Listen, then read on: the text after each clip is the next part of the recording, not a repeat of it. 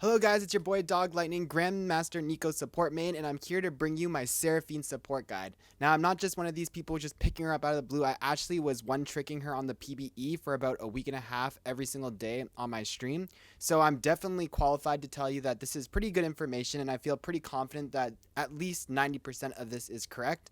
So I hope you guys enjoy. We'll start off with a quick overview at the top, and then we'll go in depth about everything. So if you have specific questions about each part, just don't worry. Also, the guide is in the description below, so if you want to go through it with me, you can. Basically, I don't like to read. I know a lot of you guys don't like to read, so just listen to me and I'll tell you what it's basically going to say. So for runes, there's a poke page, there's Comet, Monoflow Band, Transcendence, Scorch, Biscuit Delivery, Comic Insight, and then the classic AP and Armor.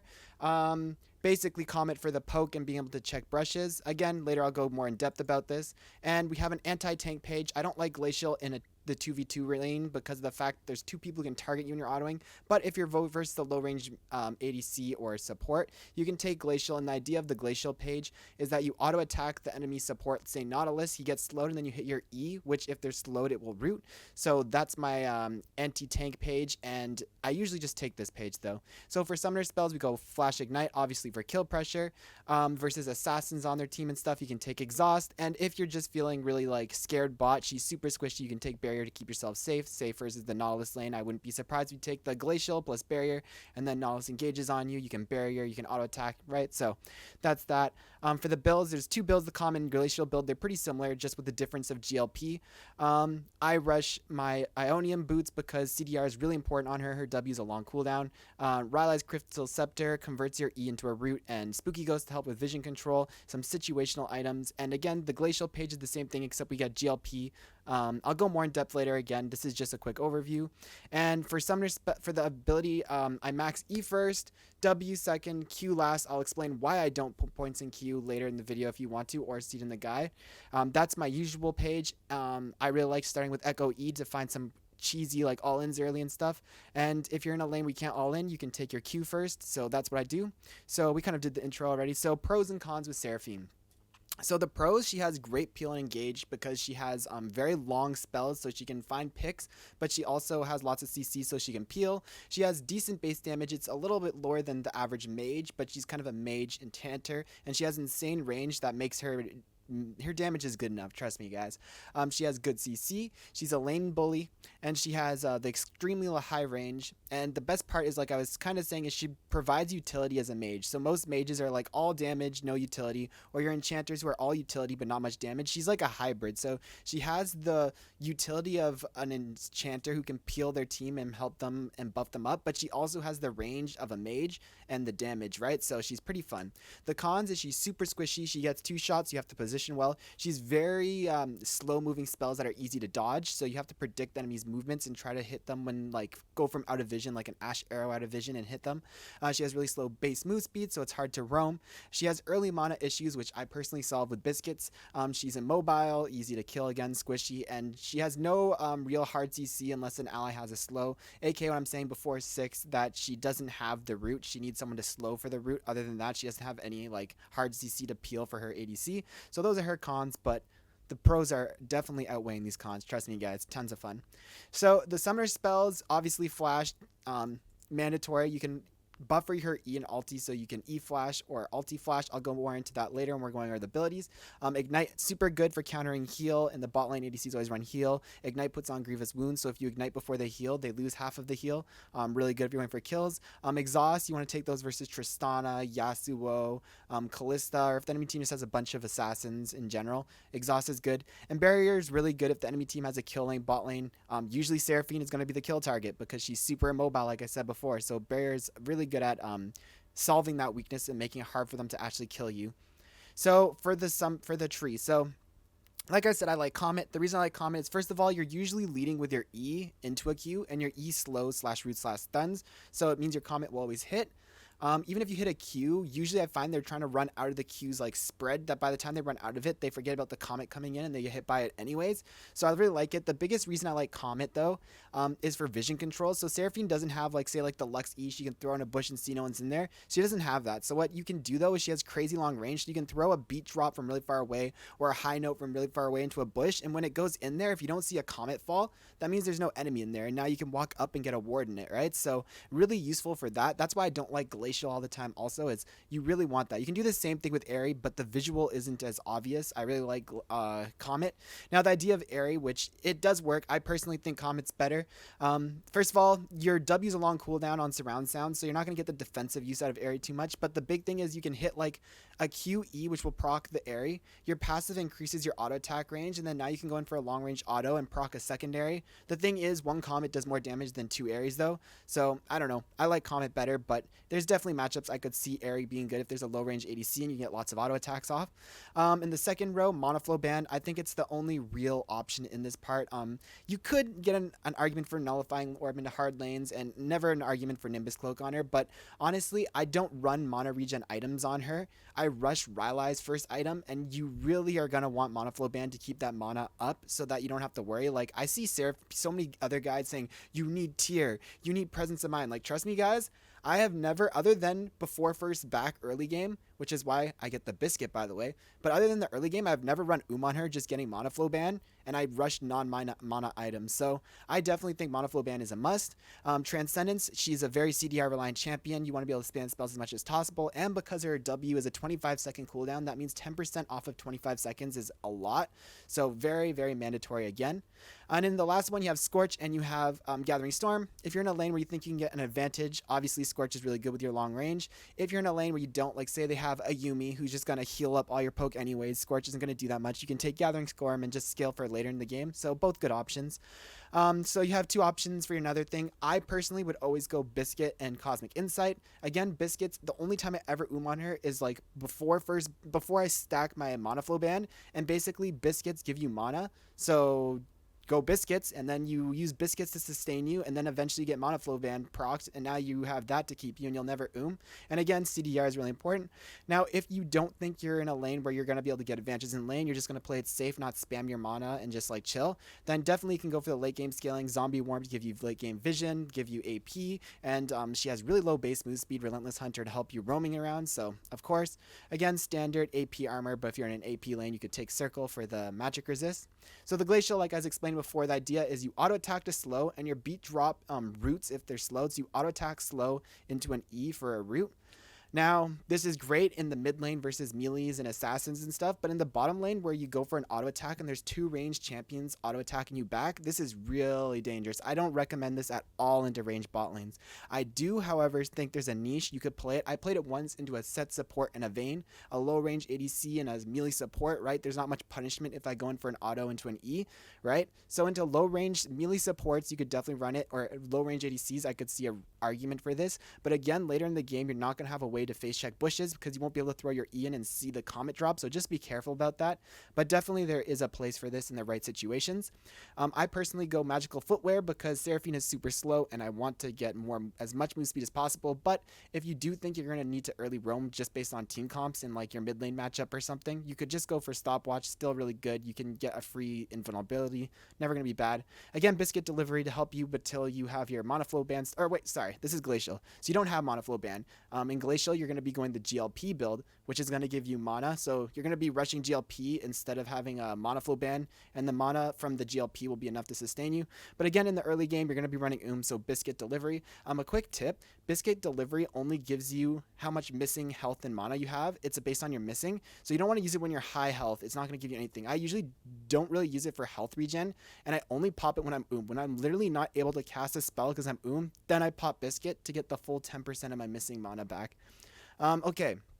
And finally, Comic Insight. Again, your W is a huge long cooldown. CDR is just amazing. But if you're usually taking this versus a melee support, to be honest, like a Nautilus or like a Set or something, Time War Atomic is amazing. It gives you an instant heal when you pop your potion. So if you're scared of getting bursted in one shot, being able to pop a potion and instantly heal, like you'll see your health bar, it's quite noticeable. So really good.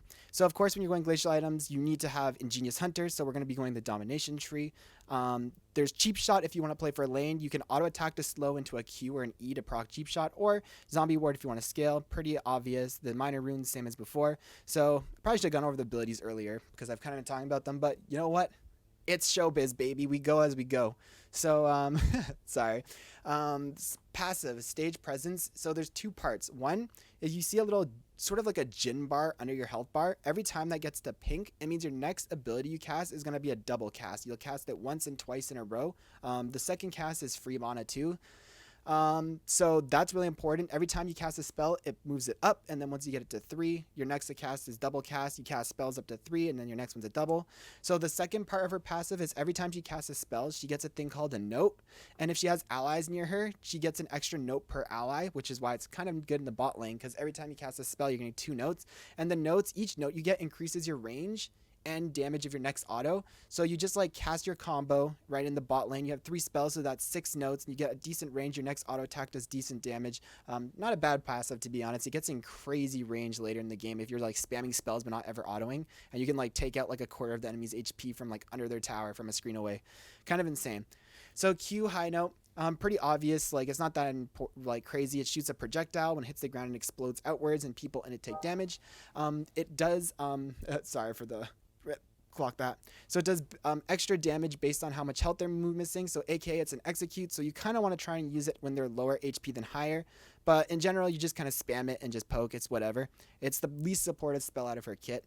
Her W surround sound is an AoE speed boost and an AoE shield. So the high note, when you echo cast it, doesn't do anything interesting. It's the double Q, but this is the first spell where if you echo cast it, it's cool. So the first cast on it gives you an AoE shield and speed boost for the team.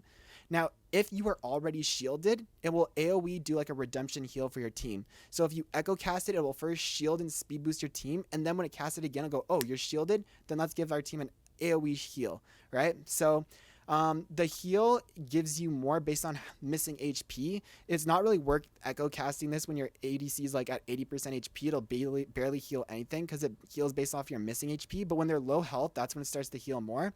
And it also heals for more based on how many allies you have around you. So you want to cast this when people are low HP and when you have a lot of people around you. A lot of people right now don't know that, and it's like when I pop in and trying to heal, I'm like running around trying to keep as many allies in it as possible to get the biggest heal off. But yeah, Echo W for an AoE heal is pretty cool.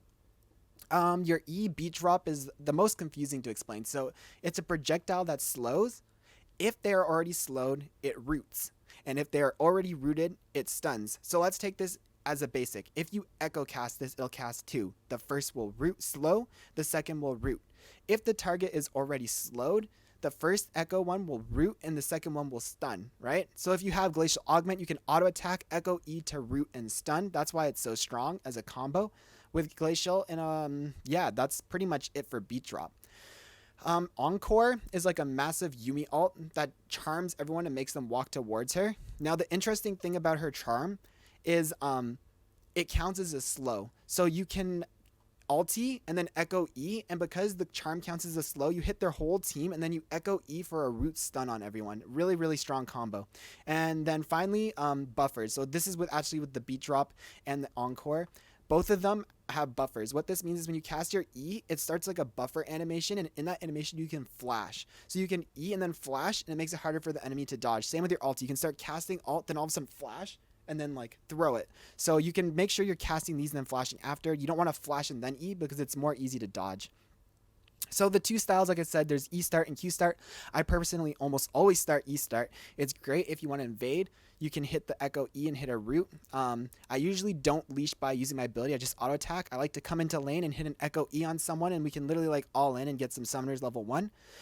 Once I go in level 1, I usually spam my E so that by the time I hit level 2, I can throw my Q and then my echoes back up and I can E, right? So you go in a lane and you echo E. It comes off cooldown, you E. You hit level 2, you Q, and then you echo E again. So that's like my all-in play style. The play style, say you're playing with like an Ezreal. If you echo E the enemy level 1, they're going to get rooted in the minion wave, and what can Ezreal do? His Q doesn't go through minions. You won't be able to follow up on it. So if you're with someone like an Ezreal, you can definitely go for Q level 1 and just do some poke. It does the same amount of damage as your E level 1, but it's a lower cooldown, so you can spam it more, get more damage off, so for sure. So the big thing which you were all wondering, Dog, why in God's name are you maxing E over Q? There's 3 reasons. 1, E does more damage with points. E goes up by 25 damage per point. Now people will say, oh, but high note does extra damage, it's an execute. Yes, but it's only 17 extra damage. If you're getting maximum execute damage out of high note, you're only getting an increase of 17 damage per point. And if you're not getting that execute damage, it's only 10 damage per point. Why would I max something that's giving me 10 to 17 damage per point when I can max something that's 25 more damage per point? On top of that, we are a support. We want to be spamming peels. Why would I want to have a lower cooldown on my poke than my E? If my E does more damage and it peels, I'd rather be lowering the cooldown on my E because I'm going to be spamming it, right? Like, it makes sense. And then finally, with your echo, you're almost always going to be echo E-ing because you're trying to, again, you're a support, you're trying to CC. You're not going to be very often going echo Q because it's kind of a waste. You don't need the damage. So I don't point even Q until later because it's just, it's so little damage. It's just not worth it. Now, you can say, why max W second? If you didn't know, your W, the shield, the heal, and the speed boost are flat. They don't increase with points in it. The only thing that happens when you put points in it is the cooldown goes down. So you might be wondering, it doesn't even go up. Why would you not max Q second then? First of all, playstyle difference. I could be wrong. My playstyle might be different than yours. If you want more damage, go for it. Queen, go slay it, okay? You do you. But for me personally, I am a team player. I love playing team utility, and I'm telling you, having your W off cooldown 3 seconds earlier in a team fight is huge. I have literally every game, I clutch save someone with an Echo W heal right as they're about to die. They're 1 HP about to get hit and my W comes off cooldown. I personally think maxing W second just for the CD is pretty clutch. But if you're a try-hard 1v9 carry player, and I'm also a high elo player, maybe in lower elo, you'll find you'll want more damage instead. So for sure you can go for either, but I like W max second. Okay, let's get a drink of water here. And we're at 16 minutes, not too bad. So starting items, you want to start Spell Thieves. You have mana issues, and you can easily poke. Enough said, Spell Thieves is just gonna be king. You have Dark Seal. I put in starting items. You're not gonna get it first item, obviously, but first back option if you go back with an awkward gold amount. You're not going to be dying a lot because you're going to be sitting in the back line, and you're going to be getting lots of assists. You're going to stack this Ely. Very good gold value. Boots, I almost always recommend going the Ionian CDR boots because, again, she is a CDR-based champion, but if you're in a game where it's like, oh, I'm duo with my mid laner, I'm going to want to roam mid, you're probably going to want boots and mobility. She has very slow move speed, and it's going to be hard to roam at all without these.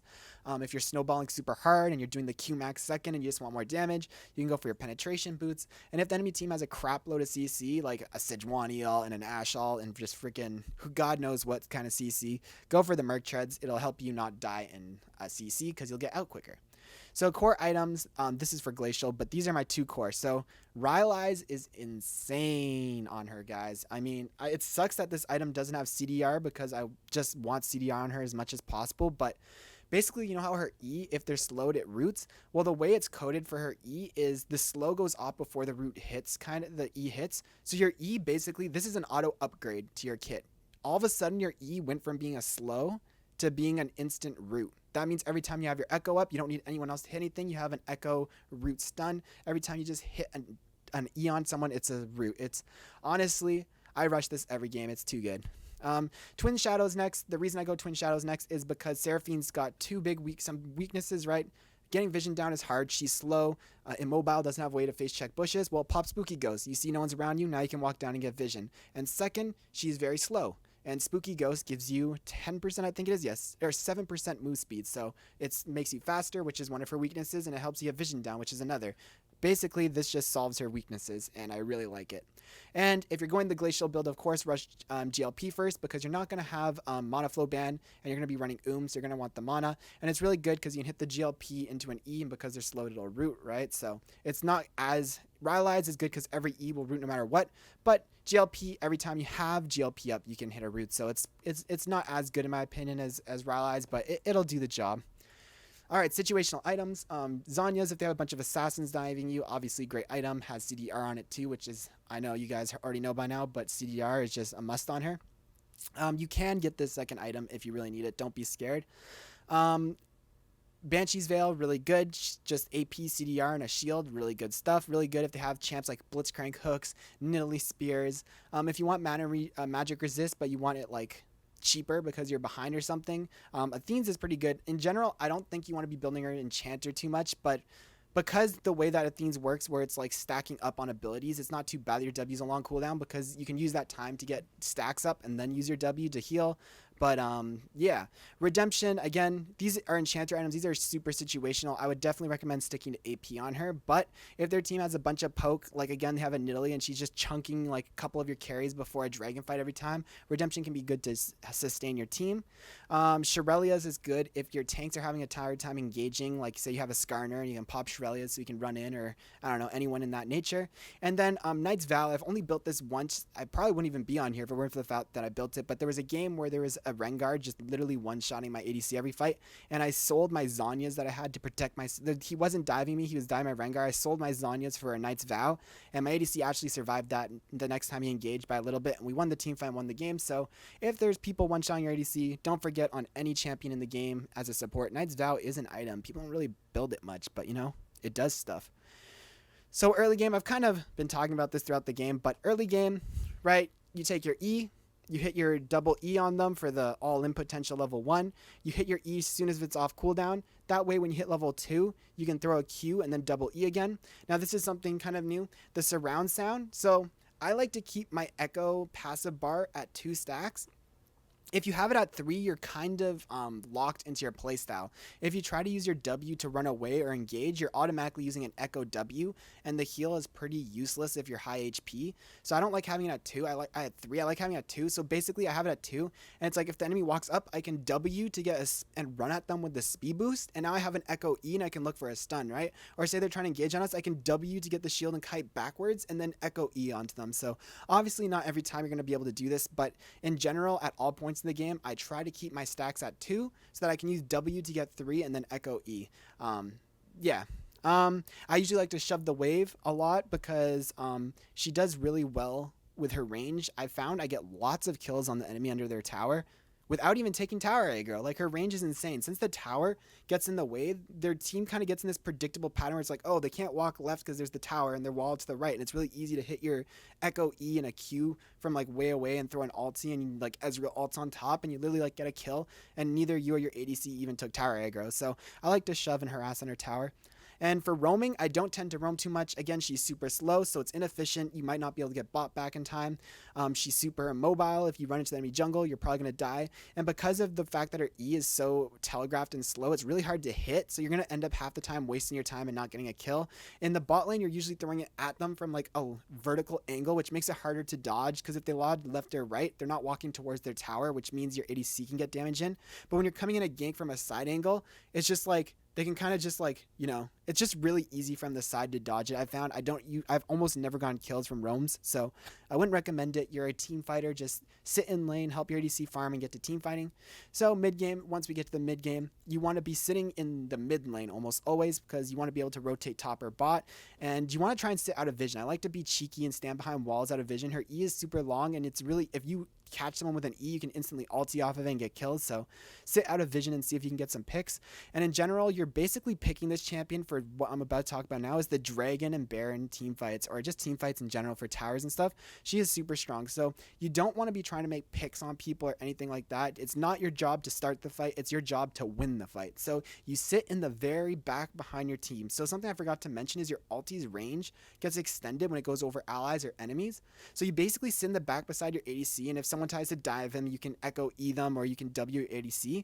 But then when someone on your team engages or someone gets caught, you basically can ulti over your whole team, and it'll go through them all, hit the enemy, and then you can Echo E the enemy to root and stun them off of your ult, and usually just win the team fight straight off that. But if you don't, I usually try to use my next Echo on my W, so then your W heals more based on how low your HP your teammates are. So by the time your next Echo is coming up, you can use it on your W to sustain your team, give them a big boost of HP and shielding and speed boost, and then hopefully you win the fight at that point. If not, you know, it happens, but it's insane. Just stand really far in the back and just shoot your ulti over your teammates. Even towers, like sometimes your team will just like start tower diving, and it's like you don't want to go under tower, but you just shoot your ulti over all your teammates through the tower and your Echo E, and you're just standing way back.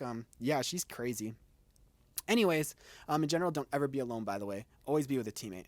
But I hope you guys enjoyed this. I will be playing a ton of Seraphine. I used to be a Nico Sport one-trick pony, but I think I'm going to be becoming a two-trick because you know what? This girl is freaking badass. I love her. So I hope you guys enjoyed this. Check out my YouTube, my Twitch, and everything, and come say hello. I love to meet you guys. And yeah, like this comment, subscribe, and upvote this guide, please. It really helps me a lot if you guys upvote the guide because MobiFire will sometimes put it on their front page or put it on their Twitter. So anyways, guys, see y'all later. Bye-bye. Hype.